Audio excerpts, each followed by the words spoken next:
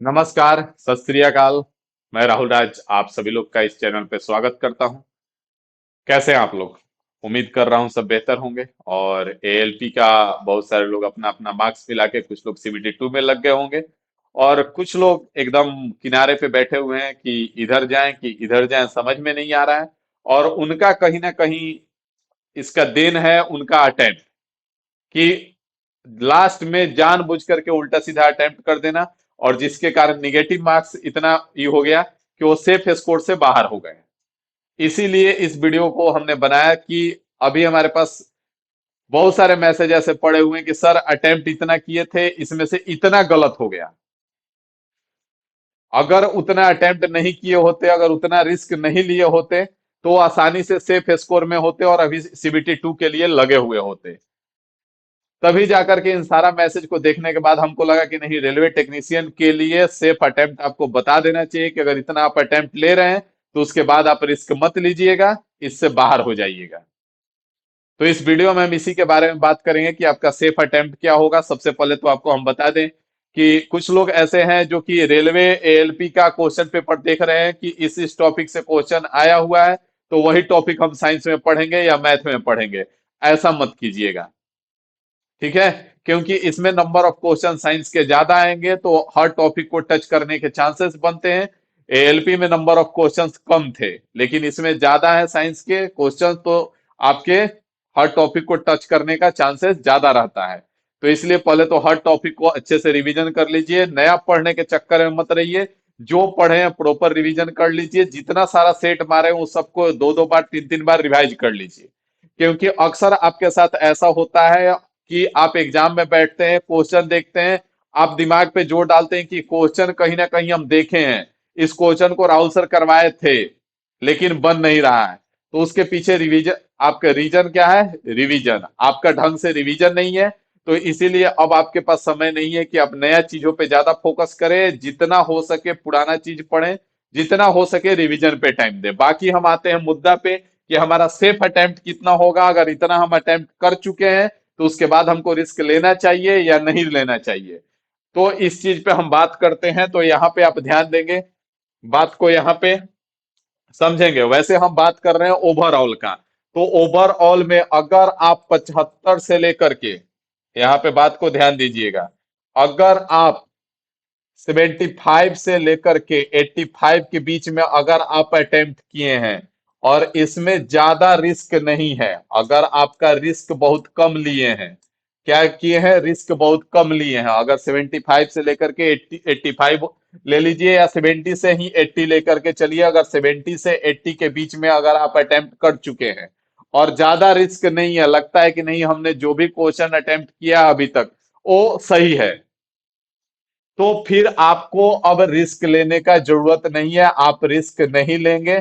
एक दो क्वेश्चन में अगर वैसा लगता है कि नहीं, इस क्वेश्चन को पढ़ने से ऐसा लग रहा है कि 99% यही आंसर होने का चांस है, तो एक दो क्वेश्चन में रिस्क लीजिए, इससे ज्यादा रिस्क मत लीजिएगा। अगर इतना है तो 70 से 80 के बीच में अगर आप अटेम्प्ट कर लिए हैं तो। बाकी ये जो अटेम्प्ट हो गया है या आपका कट ऑफ हो गया है, ये हम ना बता सकते हैं। हम क्या, कोई नहीं बता सकता है। हम तो अभी 2 4 5 साल से लगे हुए हैं, जो 20 25 साल से पढ़ा रहे हैं वो भी नहीं बता सकते हैं कि कट ऑफ कितना होगा। लेकिन हम आपको बता रहे हैं कि अगर इस बीच में आप हैं तो मतलब कि रेस में आप हैं। अगर इसके बाद आप ज्यादा रिस्क लेते हैं और अटेम्प्ट लेते हैं और निगेटिव ज्यादा बनता है, तो आप रेस से बाहर हो जाएंगे, जैसा कि एएलपी में हुआ है। बहुत सारे लोगों के साथ हुआ है कि 50 50 क्वेश्चन सही है, 55 क्वेश्चन सही है, लेकिन अटेम्प्ट इधर इतना ले लिए कि 75 का 75 अटेम्प्ट लेने के चक्कर में क्या किए कि 20 क्वेश्चन गलत कर बैठे, और 20 क्वेश्चन गलत कर बैठे आ गए 45 के आसपास। बहुत सारे लोगों का 50 सही है, इधर 25 क्वेश्चन गलत कर बैठे। तो ऐसा नहीं करना है। अगर आप 70 से 80 के बीच में अटेम्प्ट कर चुके हैं, 75 से 85 के बीच में अटेम्प्ट कर चुके हैं, तो इसके बाद रिस्क मत लीजिए। हम ये नहीं कह रहे हैं कि आप 85 के बाद अटेम्प्ट मत लीजिए।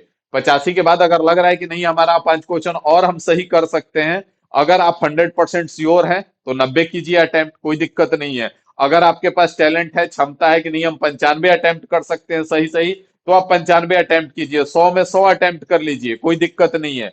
लेकिन अगर आप 70 से 80 के बीच में सेफ अटेम्प्ट कर चुके हैं और उसके बाद अब लग रहा है कि अब हम अटेम्प्ट लेंगे तो रिस्क लेना है, तो आप यहाँ पे रिस्क नहीं लेंगे, आप रिस्क छोड़ देंगे। ठीक है, उतना पे ही एक बार रिवीजन कर लेंगे, एक बार रीचेक कर लेंगे और वहीं पे रोक लेंगे खुद को। अगर आप 50 से 55 से कम अटेम्प्ट कर रहे हैं, 50-55 से कम अटेम्प्ट कर रहे हैं, तो यहाँ पे भर भर के रिस्क लीजिए। ठीक है, भर भर के रिस्क लीजिए, कोई दिक्कत नहीं है। ठीक है ना, क्योंकि वैसे भी 50 पे आपका रिजल्ट नहीं होने वाला है, तो फिर अटेम्प्ट कम क्यों लेना है? वैसे भी 50 पे आपका भगवान भरोसे है रिजल्ट। ठीक है, 45 पे आपका भगवान भरोसे है, इससे अगर कम अटेम्प्ट है आपका तो भगवान भरोसे आप हैं। ठीक है, अब आप सोचेंगे कि 40 अटेम्प्ट करके आए हमारा रिजल्ट आ जाएगा, तो ये कतई संभव नहीं है। ठीक है, बहुत सारे लोग ऐसे भी हैं कि एग्जाम देके आएंगे, बोलेंगे सर 40 हमने अटेम्प्ट किया है, हमारा रिजल्ट होगा या नहीं होगा? भाई पहले ही बता रहे हैं नहीं होगा। 40 अटेम्प्ट किए हो, कहां से संभव है यार? 40 अटेम्प्ट किए हो, कितना भी अगर टैलेंटेड होगे तो 5 क्वेश्चन गलत करके आओगे, 6 क्वेश्चन गलत करके आगे आओगे, आ जाओगे 30 के आसपास। अब 100 में 30 तो कट ऑफ जाएगा नहीं, ऐसे ही लिखा रहता है 33% पासिंग मार्क्स। तो ये जो भी हम बात कर रहे हैं, पहला बात तो यूवर्ड जनरल को लेकर के बात कर रहे हैं। जनरल से अगर आप SC ST OBC EWS हैं तो इधर उधर 2 4 5 नंबर हो सकता है, इसमें कोई मायने नहीं, कोई डाउट नहीं है। इसमें भी 2 4 5 नंबर इधर उधर जा सकता है, इसमें कोई डाउट नहीं है। लेकिन अगर इसमें है तो आप सेफ अटेम्प्ट में हैं। कितना है? सेफ अटेम्प्ट में है, इसके बाद आपको रिस्क लेने का कोई जरूरत नहीं है। अब आप यहाँ पे देखेंगे कि 50 से 55 हो गया, इधर 70 से 80 हो गया। अब अगर हम 55 से लेकर के 70 का बात करें तो क्या करना चाहिए? तो मान ले रहे हैं कि आपने 55 अटेम्प्ट लिया। ठीक है, मान ले रहे हैं कि आपने 55 अटेम्प्ट लिया और 55 अटेम्प्ट में आपको लग रहा है कि एकदम हम सेफ हैं, एकदम 100%, 99.9% अभी तक हमने जो भी अटेम्प्ट किया है वो सही है, तो आपको ज्यादा रिस्क नहीं लेना है। लगभग 5 क्वेश्चन में आप रिस्क ले सकते हैं। अगर आप 55 के से आगे हैं तो आप 5-7 क्वेश्चन, 5 से 10 क्वेश्चन में आप रिस्क लीजिए, इससे ज्यादा मत लीजिए। 5 क्वेश्चन से 10 क्वेश्चन में रिस्क लेंगे, इससे ज्यादा नहीं लेंगे। ये नहीं कि सर तो बोले हैं कि 55 अगर अटेम्प्ट हुआ है तो रिजल्ट नहीं आएगा, हमको 75 पुराना है और 85 पुराना है, तो 55 से हम 30 गो रिस्क लेकर के 85 पूरा करके आएंगे। ऐसा मत कीजिएगा। अगर आप 55 अटेम्प्ट किए हैं और लग रहा है कि एकदम हमारा पूरा सेफ है, तो आप 5 से 10 क्वेश्चन जो कि आपको लग रहा है कि नहीं, वो कहा जाता है ना कि परसेंटेज देखना है, कि हमारा ऑप्शन लग रहा है कि इस क्वेश्चन को पढ़ने पे ऑप्शन लग रहा है कि 90% यही आंसर होगा, तो वहां पे आप रिस्क ले लीजिए। क्योंकि 10% आप गलत अपोजिट रिस्क ले रहे हैं, तो 10% रिस्क लेना बनता है, बिना रिस्क का कुछ नहीं होने वाला है। तो अगर इस बीच में है तो आप 5-10 क्वेश्चन में रिस्क लीजिए, वो भी रिस्क सोच समझ के। जय बजरंग बली का नाम लेके हम रिस्क लेने के लिए नहीं कह रहे हैं कि बोले बोले बजरंग बली की जय, बोले बोले दुर्गा माता की जय, ऑप्शन डी ऑप्शन बी, ऐसा वाला रिस्क लेके आने के लिए हम नहीं कह रहे हैं। रिस्क लेने का मतलब कि क्वेश्चन पढ़े, ऑप्शन पढ़े, उसके बाद लग रहा है कि नहीं यही आंसर होना चाहिए, यही आंसर होगा, ये नहीं कि अक्का बक्का बम्बे बोल ई करके और ऑप्शन डी मार के चले आए। तो ऐसा हम रिस्क लेने का बात नहीं कर रहे हैं। रिस्क लेने का मतलब हम कह रहे हैं कि अगर आप क्वेश्चन पढ़े, ऑप्शन पढ़े, आपको लग रहा है कि 90% तो यही आंसर होगा, तो वहां पे आप रिस्क ले लीजिए। बात समझ में आया? तो इसमें अगर आप हैं तो इससे ज्यादा के चक्कर में मत पड़िएगा, नहीं तो ALP वाला कहानी फिर से होगा और फिर आप रोएंगे। बात समझ में आ रहा है? तो 70 से 80, अगर आप 85 के आसपास हैं तो भाई रिस्क लेना ही मत। अगर आप 85 अटेम्प्ट कर चुके हैं और लग रहा है कि एकदम हम सेफ हैं, हमारा गलती होने का चांसेस बहुत कम है, तो कोई अटेम्प्ट मत लेना, आप उसके बाद रीचेक कर लेना।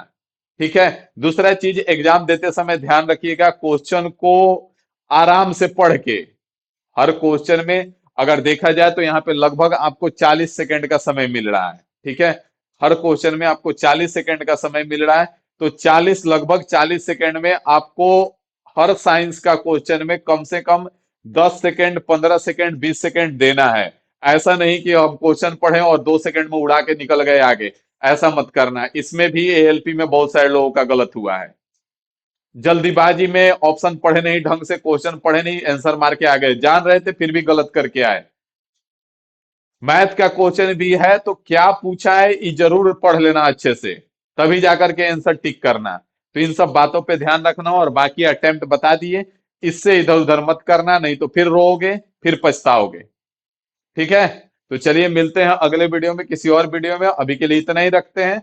इन सब बातों का ध्यान रखिए, और अभी से बेस्ट ऑफ लक, जम के रिवीजन कीजिए। रिजल्ट होगा, जो होगा अच्छा होगा, टेंशन नहीं लेना है। ठीक है ना? तो चलिए, थैंक यू।